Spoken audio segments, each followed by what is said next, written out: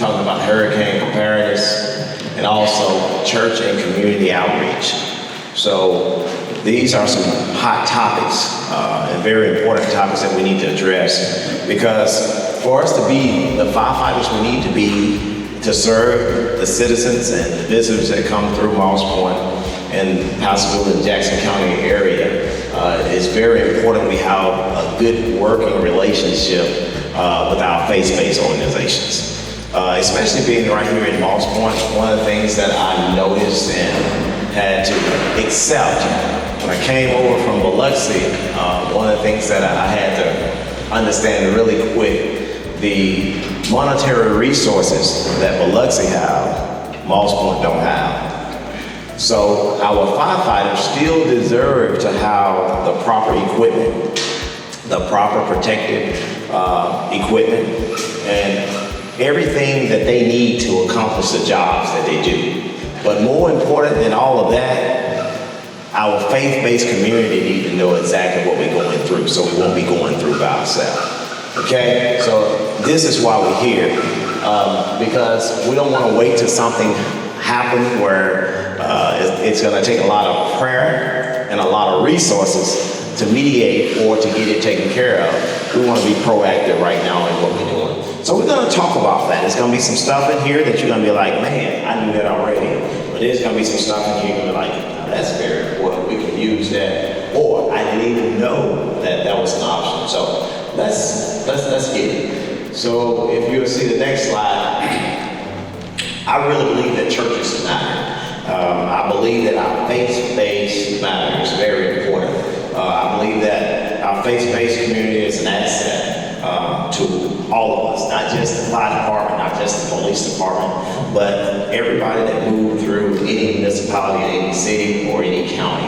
I don't look at it as a negative, I look at it as a positive. Our faith base is an asset, but also when storms come, when flooding comes, when a hurricane comes, it's very important that we lean on our partners when it comes to the faith base, because as a fire chief, an incident can happen and I will need somewhere immediately to put people, if people are flooding out, we have victims of flood, I can't take them all the way to Van Cleve or all the way to Hurley. I might need a close place to put them, a short-term shelter. Not for them to spend the night, not for them to stay forever, but somewhere to put them.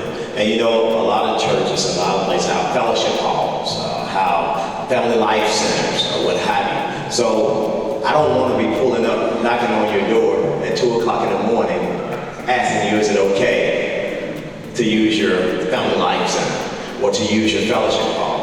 I want to build those relationships now and early on, so you will be thinking about, man, can we possibly fit the bill when it comes to build possible short-term shelter, but also a distribution center.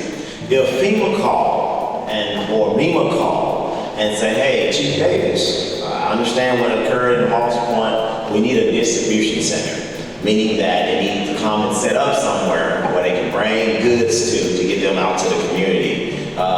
I want to make sure that I'm talking right when I'm talking to them about our faith-based community, because there's some pros to being a distribution center. It's some benefits to your fellowship or to your organization for being a distribution center. And I can share with you more about that, of course, later on. And then the biggest reason I'm here and that we're here is because we want you to know that we want to be partners with our faith-based community when it comes to first responders. We don't want to be, only time you see us is when you hear the lights and sirens. But we want you to know that we are partners when it's an emergency happening and when the sun is shining, there's nothing going on. You got a friend with the fire department, and I want you all to know that. Any questions that you have, any concerns that you have, I want to make sure you all know that I'm approachable, but also I'm here for you. You need to know where the fire station's at. You probably say, I already know, Chief Davis. I already know. But since I'm learning Moss Point in Pascagoula, in Jackson County, we want to make sure you know you have 4 fire stations. We have 3 that's up and running and active right now. We have 1 that's closed, and And that station was closed due to manpower, so resources or what have you. And my goal is to get that station back open. That's our goal. We're working toward that. But it's going to take getting more firefighters in so that we can get that station back open. But you have one in Creole. That's one out way east. You have one there on Bellevue. That's where our office is at, the main station, right beside the police station. And then Saracena. You have one that's north up here on Saracena. So the other one that's closed is on Martin Luther King. So you have 4 stations. I said all that to say, so when you pray, if you want to pray for the station that's closest to you, go ahead and lift it up. But remember now, Chief Davis is praying for all our stations. So all prayer help, okay? But also, you know, if there's things that you see, our firefighters are very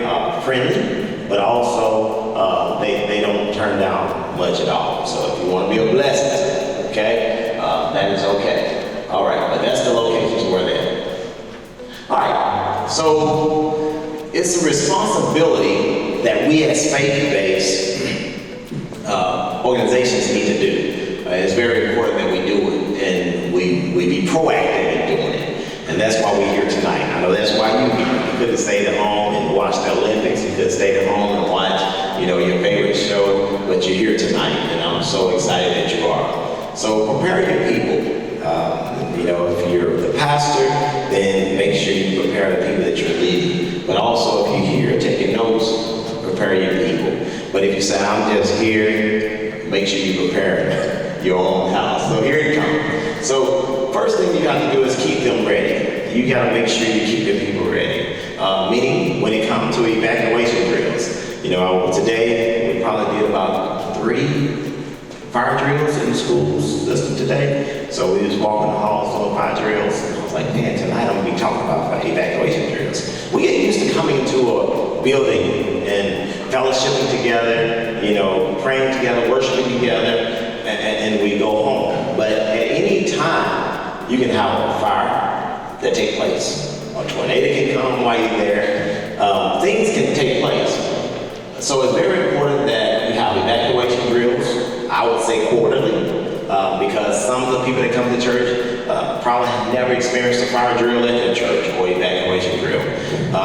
That's one of the things that you're selected that I don't mind coming out, being a part of that, sharing with you how to do that, sharing with you, you know, the safest way to do that. That's something we can talk about. But then you prepare your people to be fire safe. Keep fire safety at the top forefront. Make sure that, you know, fire safety is something that's talked about, something that is displayed, and also something that's practiced. And we're going to talk about the ways you can do that. And then also EMS readiness. Make sure that you, as a leader of your organization, make sure that they're well-rounded when it comes to EMS. You know, the fire department, the ambulance, they will respond. We're coming. But it would be very important for you to try to identify who is going to be your first responder within your congregation.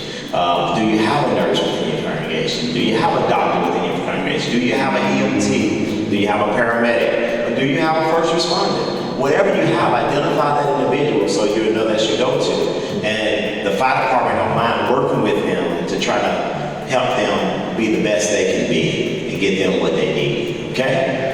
Every church should have a first aid kit on hand. Every church should have, if possible, an AED on hand. And then somebody know how to hook the defibrillator up. Because, you know, we respond. I have, in the 26 years, I responded to churches where people go into cardiac arrest and stuff happen. Just because you're at church don't mean you won't have a medical incident take place. So it's very important. Last but not least, we want to make sure we keep our people ready when it comes to hurricane prayer. Hurricane preparedness is so important. I can't say it enough. You know, it's wonderful to have a nice congregation to fellowship with, where we're friends, we worship together, we pray together, we eat together, we fellowship together. We got to make sure that we talk about being prepared for storms together also. So we want to be prepared when we're at church building itself, but also we want to give them the tools they need to make sure that they're prepared around their homes when they come to hurricane season. And hurricane season is from what months? June to, the end of November. Yeah, so June to November, that's the hot time, okay? And this season here, we have a lot of storms that's projected.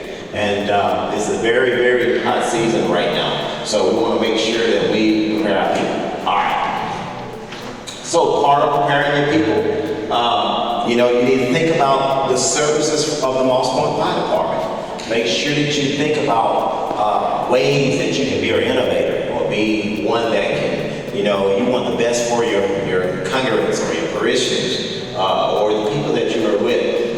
It's very important. Fire alarm tests. If you have a fire alarm system within your church, make sure you test it. Make sure it's tested. Make sure that it's tagged. Make sure that it works properly. That's something that, I don't mind coming out and doing a courtesy walkthrough with you and making sure that everything is working how it's supposed to work. Intruder drills. We talked about the evacuation drill, but we also need to talk about the intruder drill.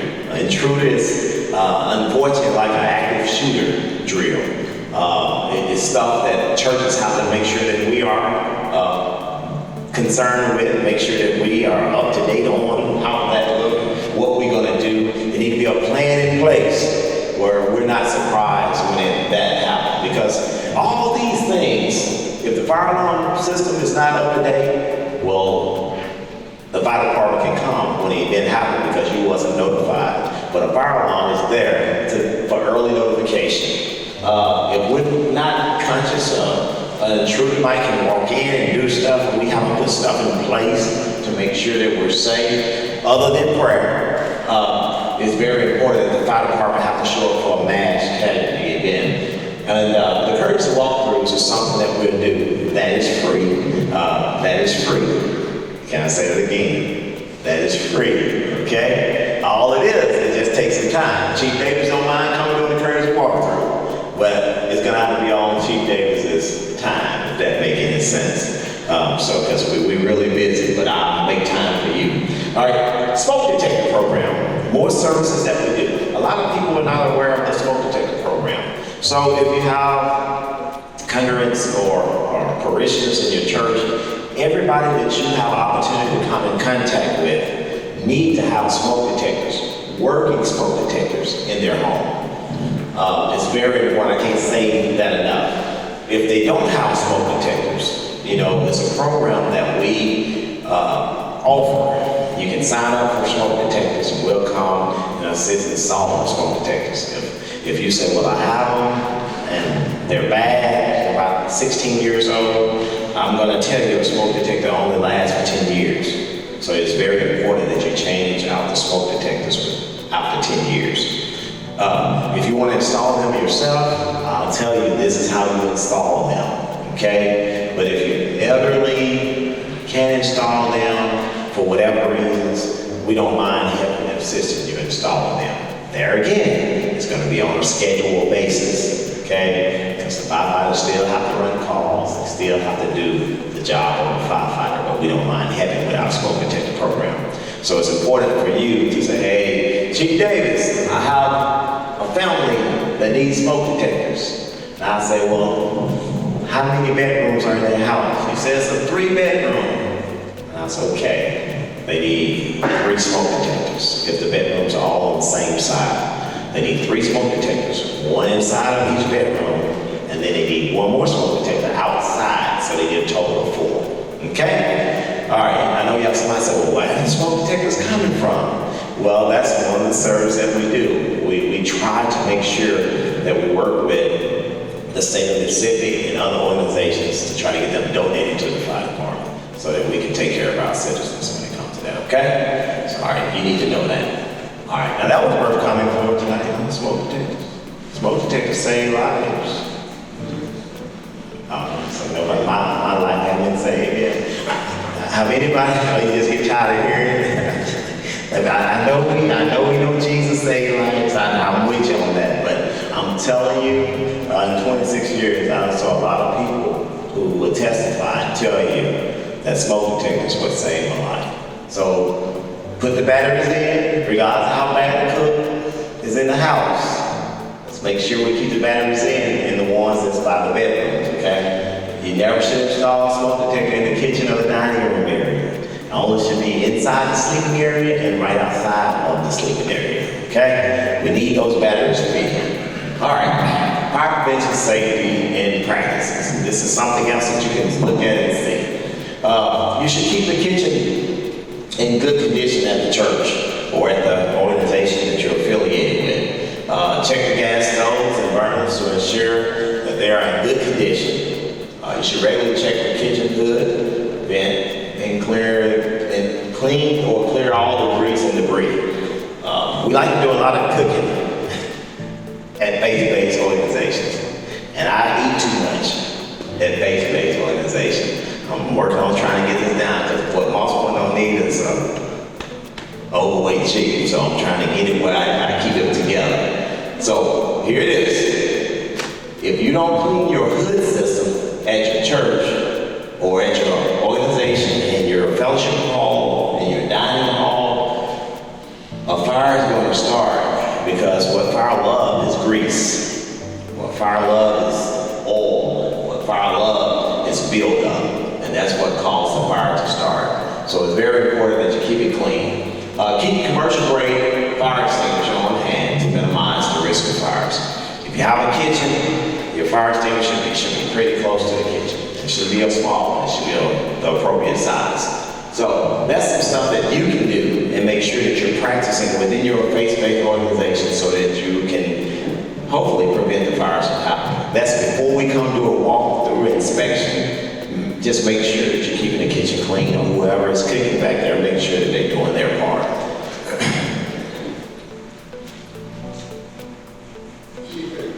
Yeah, man, that's why I've been waiting on. I can't hardly talk. I don't know too many people know about this. On the ground, catch your fire, you don't keep that field.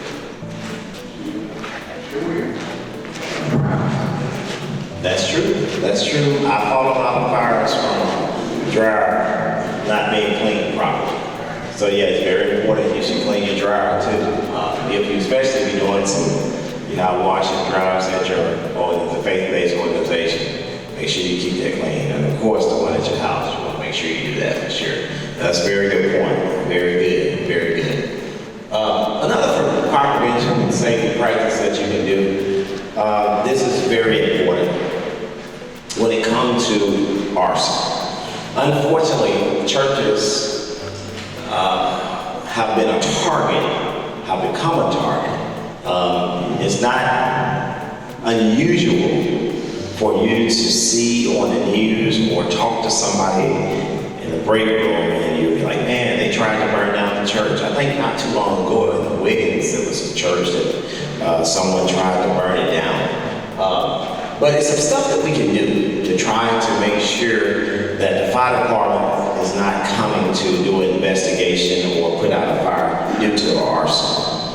Arson is the one who deliberately started the fire, okay? But it's some stuff that we can do. First thing is we should take steps to minimize a risk of arson. We should make sure we calm. We don't really have to have a big board meeting about it. We need to make sure that, hey, we're gonna do some things to make sure that we don't have arson. So, implement a security system and security cameras.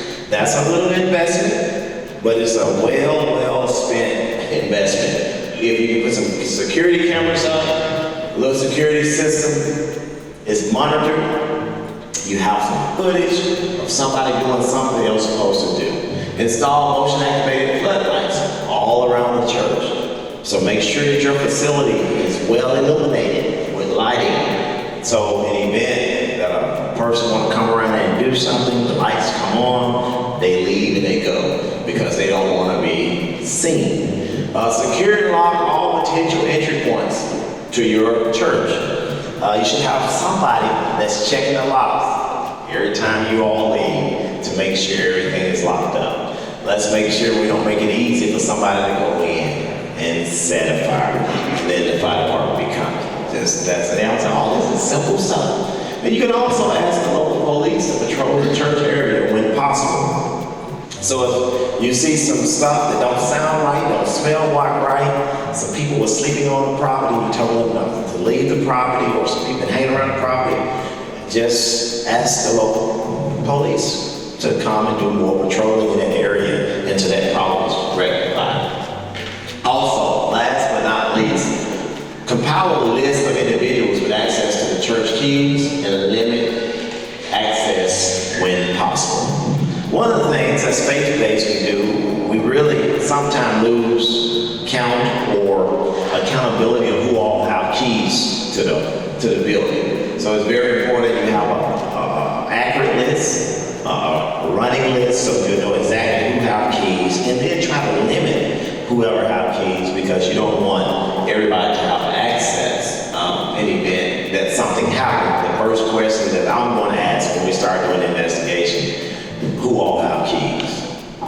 Okay, so it's very important that we do that. I will say this, and you're gonna hear me talk a little bit more about it. If a threat comes to a faith-based organization, or a fire take place at a faith-based organization that wasn't like a cooking fire, you know, like witness or what have you, if it's an arson or set by someone, immediately that becomes a federal offense, to the point where the ATF is called in.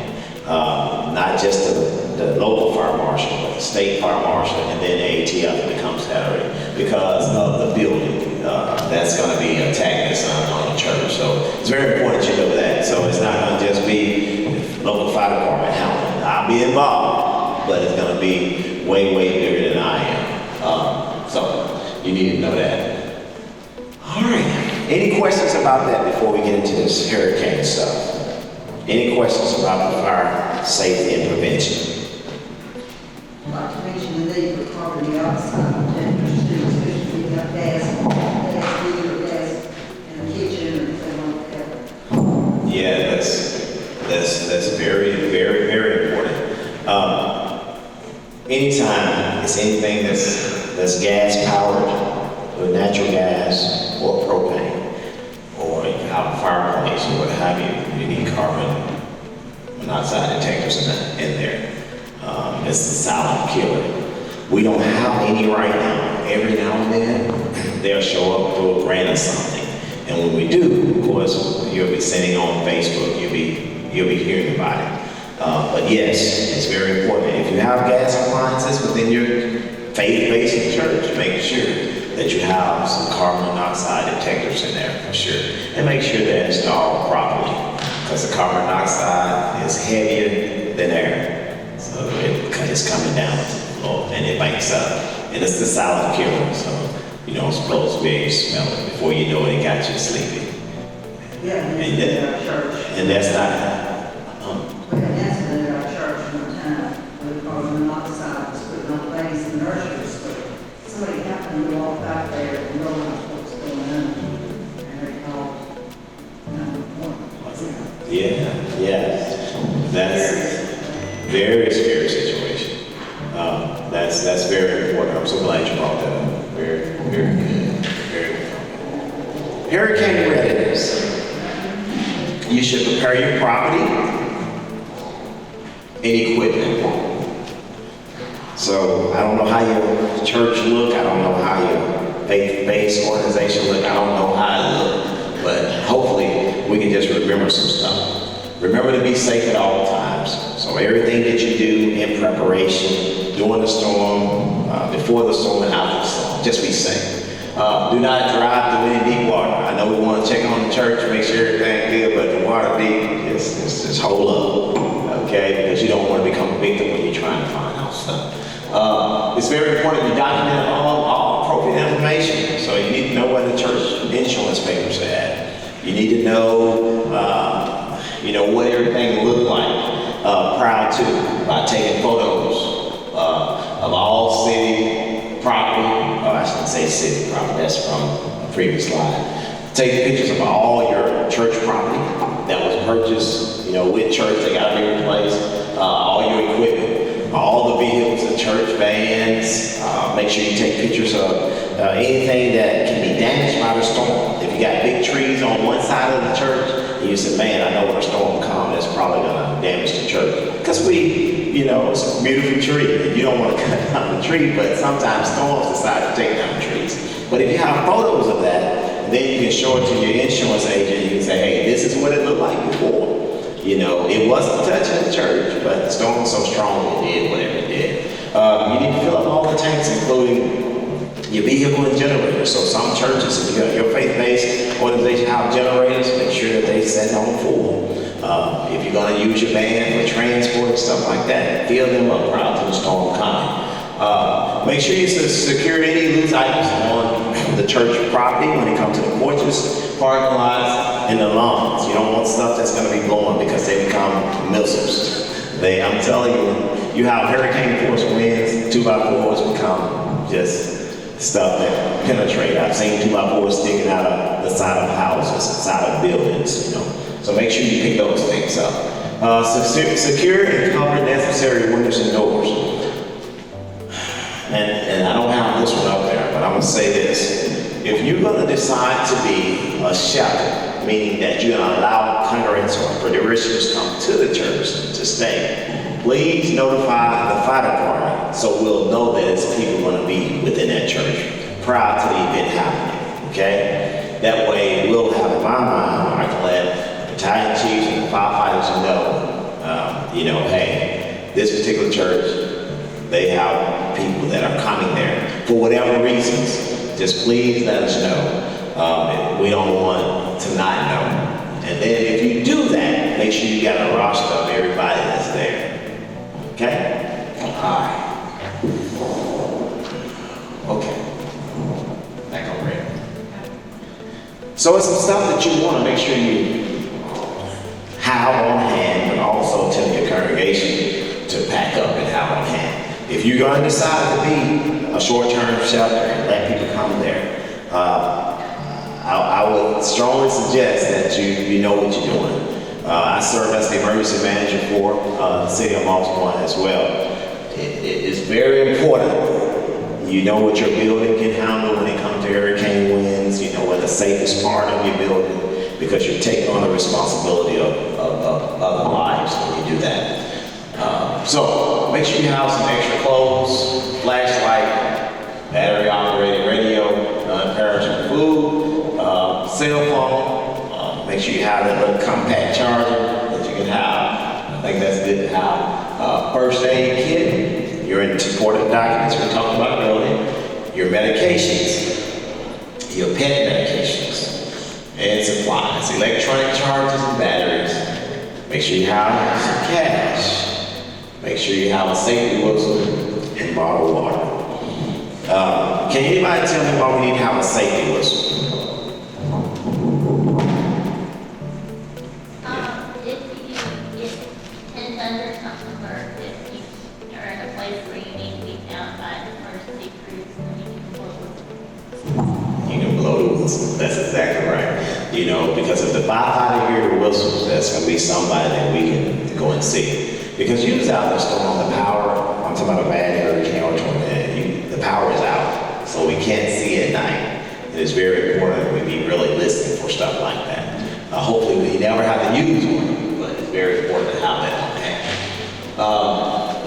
Trying to see what other questions. I had another question up there.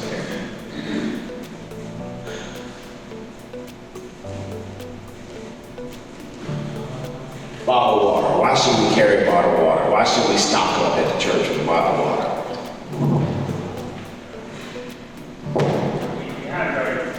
Keep you hydrated. Why? Keep that kidney down. That's right. That's right. That's right.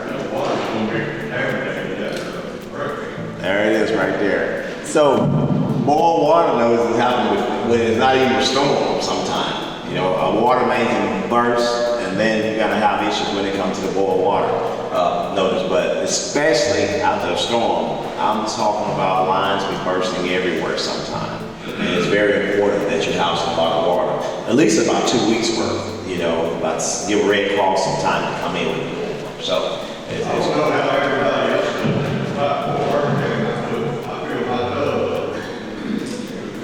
what, people laugh about it, but, you still got to pay to flush the hole.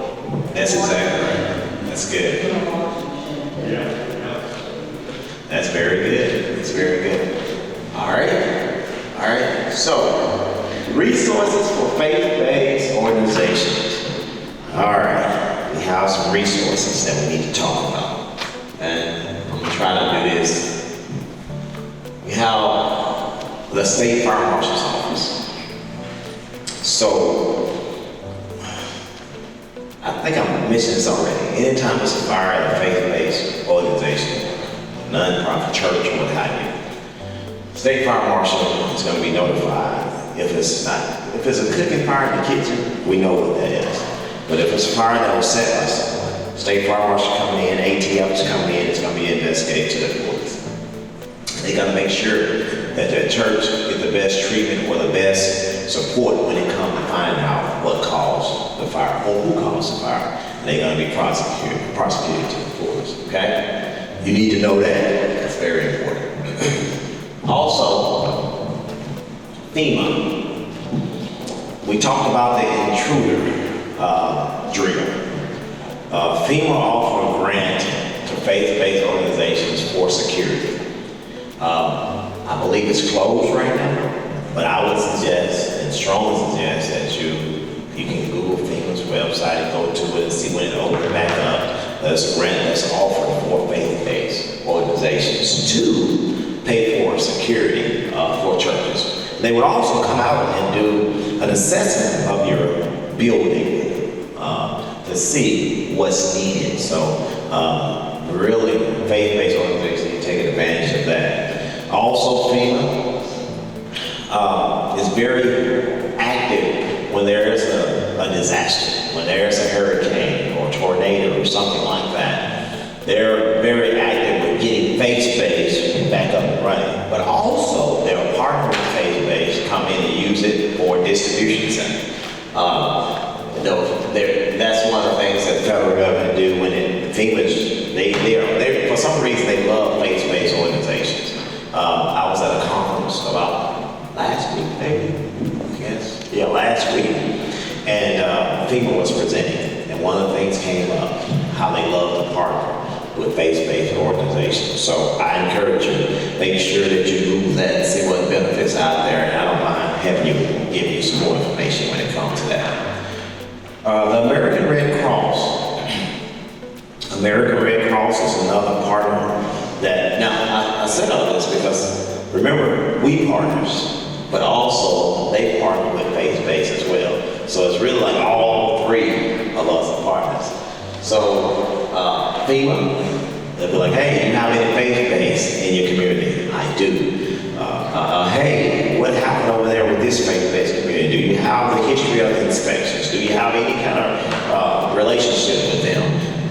We do. We're partners. The American Red Cross partners with faith-based also in the event of fires, but also in the event of emergency situations when it comes to hurricanes, when it comes to tornadoes.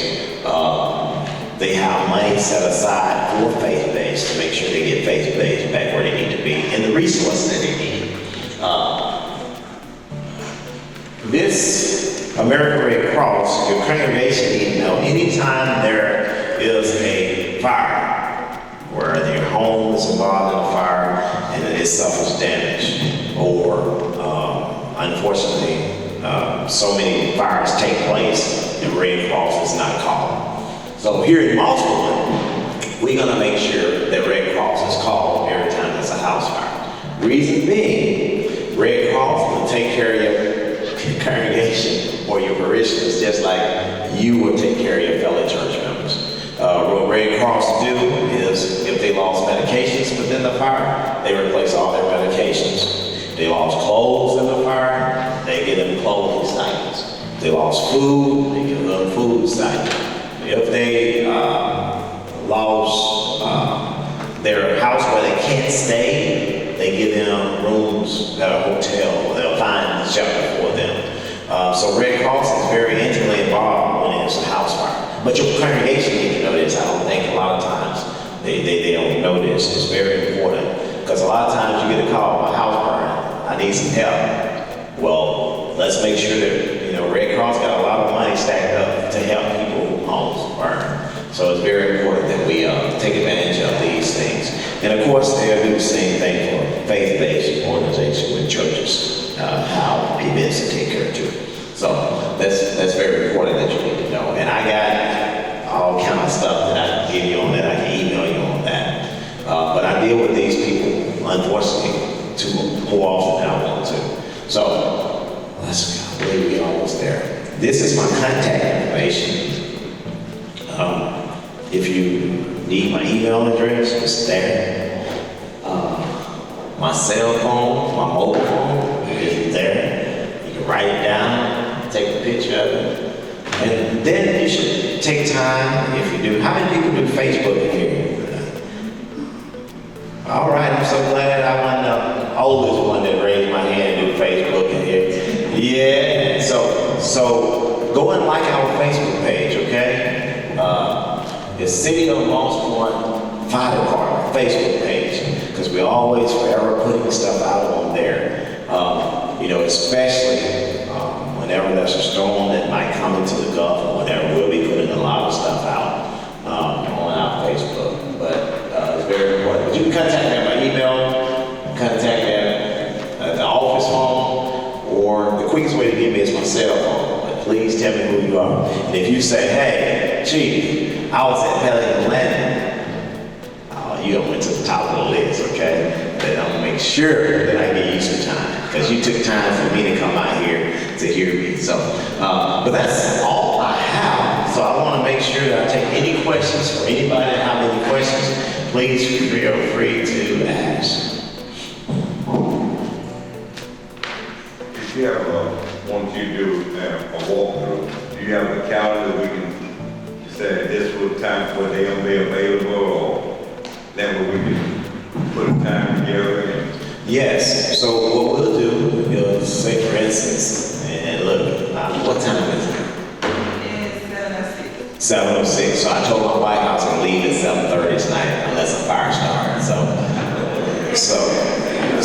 we good. So I like tonight, I got my calendar with me. I keep it on my phone. So if you say, hey, I want to try to set up a time for you to come do a walkthrough, we can set that up tonight. I'm not like, you know, up here to the point where we can get a time set up. Because there's always something happening, but it's very important that we do a walkthrough with you. Because we're going to do inspections at anybody that's in the city of Moss Point. You're going to get an annual fire inspection where I'm going to do a walkthrough with my pen and pad, right? Whatever need to be wrote, okay? But I will do courtesy walkthroughs, and she has some cards for you also.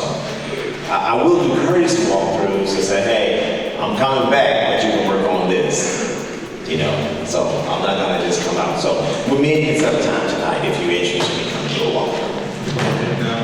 So we can't shut down the church. We can't shut down the church. We can't shut it down. He said, you know, it's on the rock, so we ain't gotta worry about it. Have a grant from church. Is that before hurricane, after hurricane,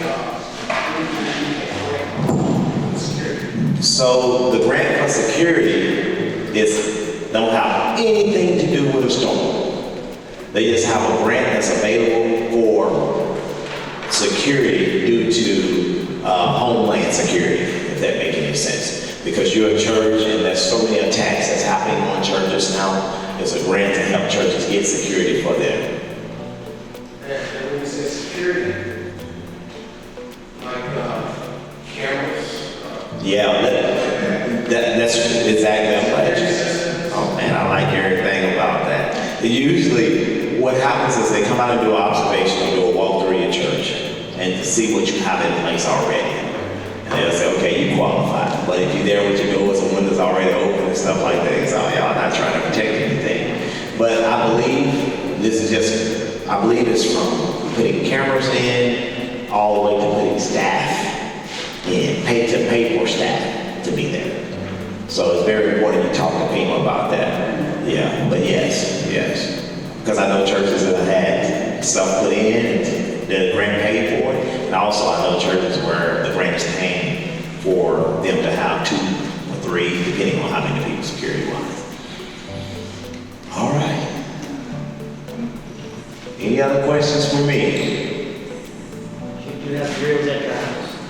Oh, should you have fire drills at your house? Yes. So, one of my favorite things to do as an inspector is, I was younger then, is to go to the daycares and the preschools and talk up to them about the drills at their home.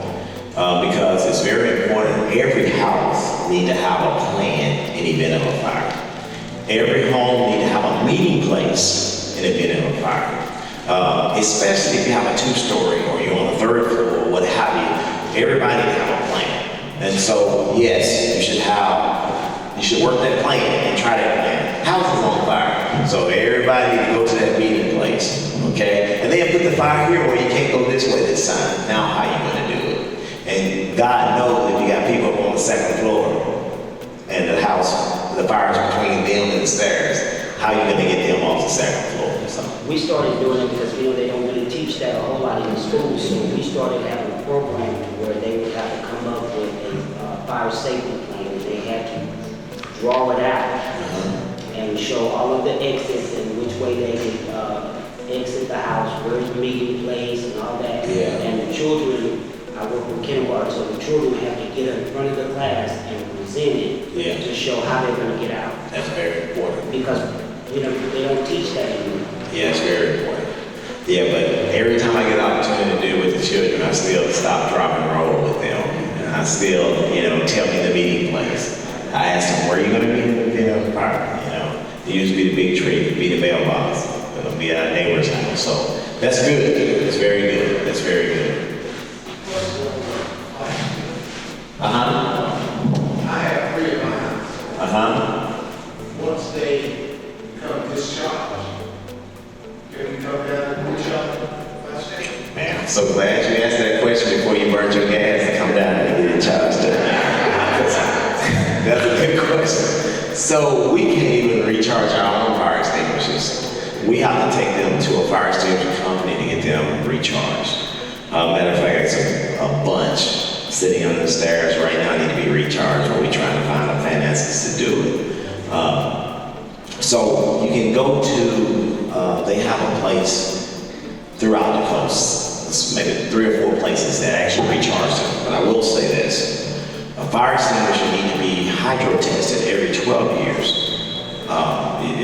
But you gotta make sure that you have the right fire extinguisher, the right size.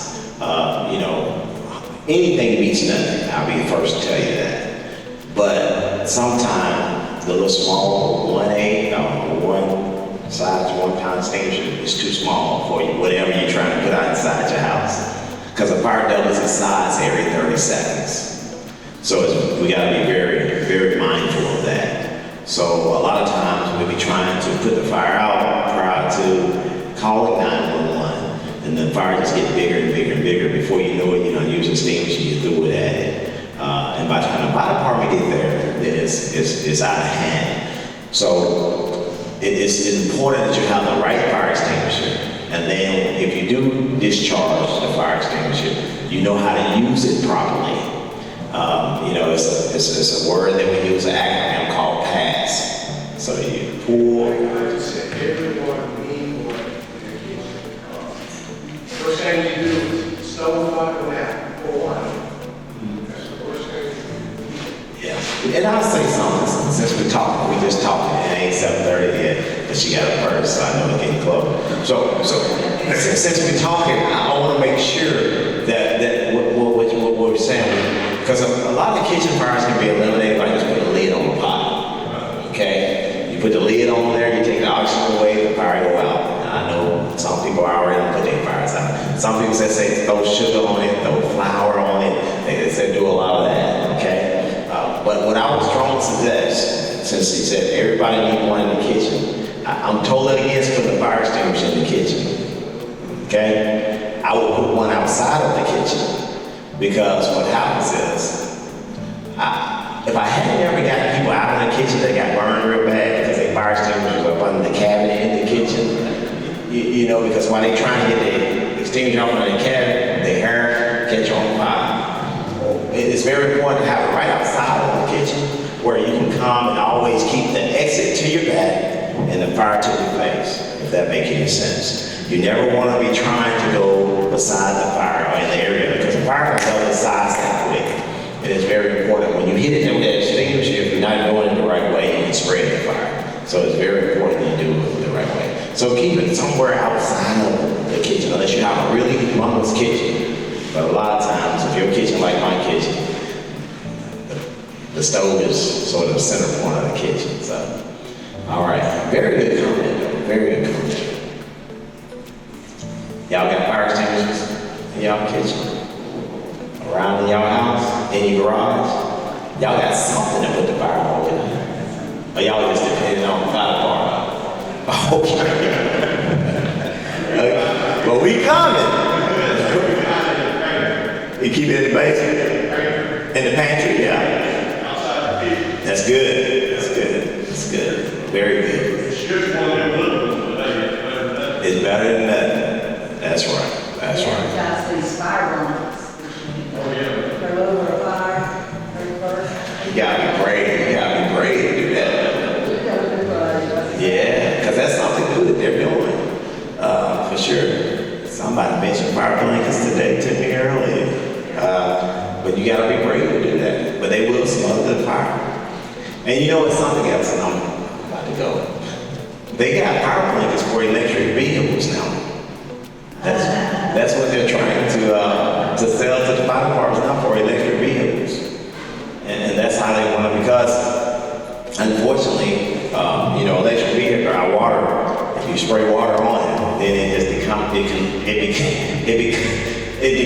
it's more of a, I guess, you're gonna have to decon the area. It's a toxic to what's flowing down into the ditches and the drain now. You gotta have, it's become a whole hazmat scene if we put water on it. So they're suggesting this blanket to cover it. And I always say you gotta be brave to run up on the fire and cover it up. I saw something scary today. They're thinking about having electric vehicle school buses. Yeah. Imagine one of those on fire. And there are electronic fire trucks. There are electric fire trucks already too. Yeah. Well, now most one can't afford one right yet, but they do have them. Do y'all use AFFF on the fire like that, lithium battery fire? Do you use AFFF, or do they even allow that? They don't allow that anymore. Yeah, we can't use that kind of foam anymore. Good stuff they do away with. Yeah. So we can't use that foam anymore because it's causing cancer and stuff. So. All right. Well, that's my time. Thank y'all so much. We appreciate y'all more than